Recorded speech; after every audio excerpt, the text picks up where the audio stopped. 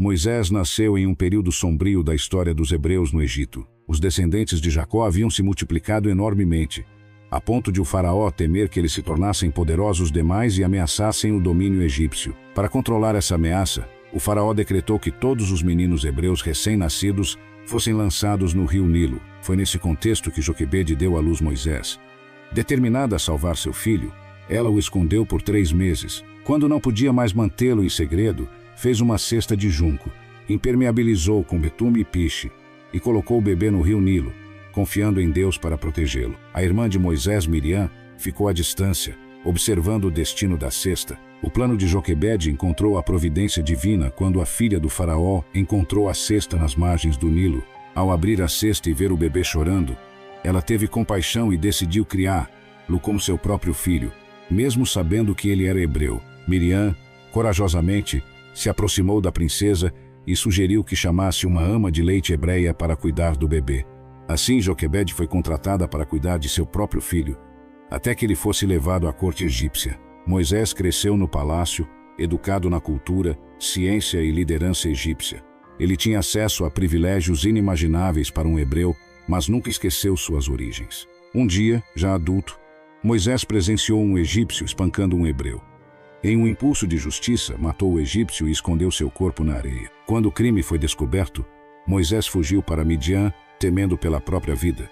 Em Midian, Moisés encontrou refúgio entre os midianitas, um povo descendente de Abraão.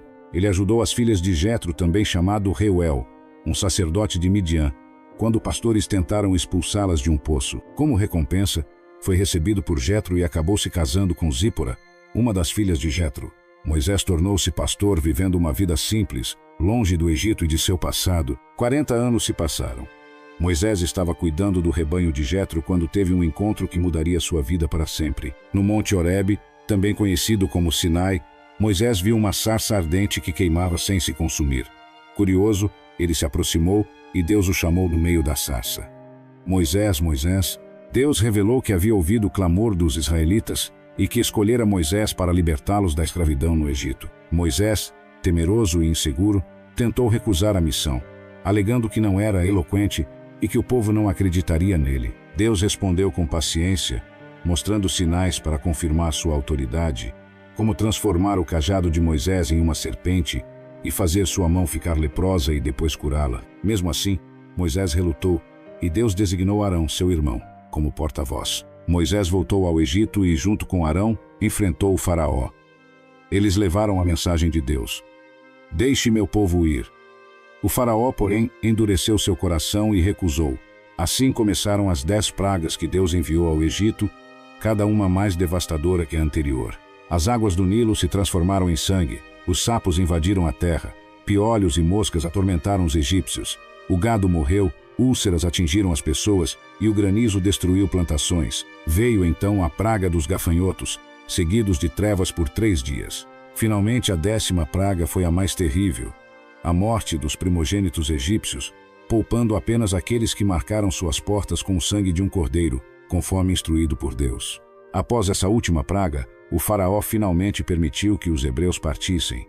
Moisés liderou o êxodo, guiando centenas de milhares de pessoas para fora do Egito. Mas logo após a partida, o faraó se arrependeu e enviou seu exército atrás deles. Os israelitas ficaram encurralados entre o Mar Vermelho e os soldados egípcios. Deus instruiu Moisés a levantar seu cajado, e o Mar Vermelho se abriu, criando um caminho seco para o povo atravessar. Quando os egípcios tentaram segui-los, as águas retornaram, destruindo o exército do faraó. Esse milagre marcou a libertação definitiva dos israelitas. No deserto, Moisés enfrentou novos desafios. O povo, muitas vezes ingrato, reclamava de fome e sede, duvidando constantemente do cuidado de Deus. Moisés intercedia por eles, e Deus respondia com provisões milagrosas: maná do céu, codornizes e água que brotava de uma rocha. No Monte Sinai, Moisés recebeu os 10 mandamentos diretamente de Deus, escritos em tábuas de pedra. Esse momento estabeleceu a aliança entre Deus e o povo de Israel, mas foi seguido por um episódio de idolatria.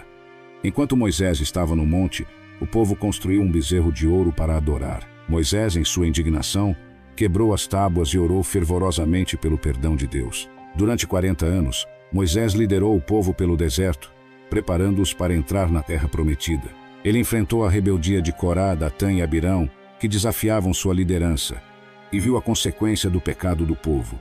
Uma geração inteira morreu no deserto por causa de sua incredulidade. No final de sua vida, Moisés viu a terra prometida do alto do Monte Nebo, mas Deus não permitiu que ele entrasse nela devido a um erro em sua liderança. Ele morreu ali, com 120 anos, pleno de vigor, e foi sepultado por Deus em um local desconhecido. A história de Moisés é uma poderosa demonstração de liderança, fé e obediência, mas também de fraqueza humana e a misericórdia divina. Ela nos lembra que Deus escolhe pessoas imperfeitas para cumprir seus propósitos perfeitos. Após a morte de Moisés, a liderança do povo foi passada para Josué, conforme Deus havia ordenado. No entanto, a memória de Moisés permaneceu viva, não apenas entre os israelitas, mas em toda a história da humanidade como um exemplo de fé, coragem e serviço dedicado a Deus. Antes de prosseguir, vamos fazer uma pausa para uma oração, refletindo sobre tudo o que a história de Moisés nos ensina. Senhor Deus Todo-Poderoso, assim como fizeste com Moisés,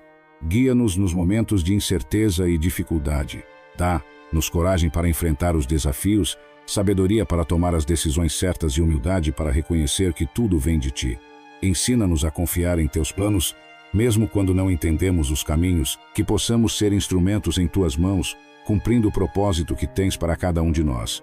Obrigado pela Tua fidelidade, mesmo diante das nossas falhas.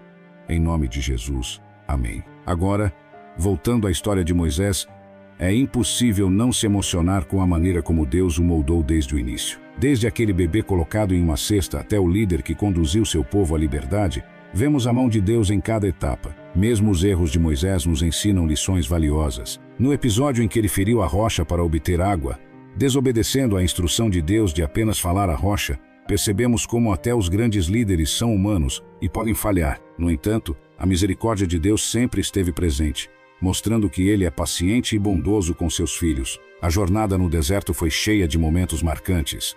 O maná caindo do céu diariamente simbolizava o cuidado constante de Deus, e a coluna de nuvem durante o dia e de fogo à noite era um lembrete visível de sua presença. Ainda assim, o povo frequentemente se queixava, revelando como a natureza humana pode ser ingrata, mesmo diante de tantos milagres. Moisés também nos ensina o poder da intercessão.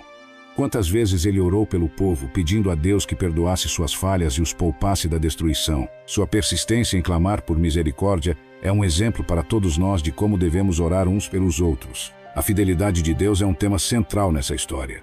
Ele fez uma aliança com Abraão e a cumpriu através de Moisés, conduzindo os israelitas à terra prometida. Essa fidelidade nos dá esperança de que, assim como Deus nunca desistiu de seu povo, Ele também nunca desistirá de nós.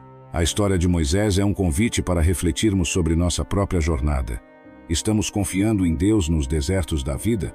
Estamos ouvindo sua voz em meio às dificuldades? E, acima de tudo, estamos dispostos a obedecer, mesmo quando os desafios parecem grandes demais? Se essa mensagem tocou o seu coração, eu te convido a refletir e a compartilhar sua opinião nos comentários. Queremos saber qual parte da história de Moisés mais te inspirou. Não se esqueça de curtir este vídeo, se inscrever no canal e ativar o sininho para não perder nenhum conteúdo novo. Juntos, podemos continuar explorando essas histórias que nos ensinam tanto sobre Deus e sobre nossa caminhada com Ele. Muito obrigado por acompanhar até aqui. Que Deus te abençoe e te guie em cada passo.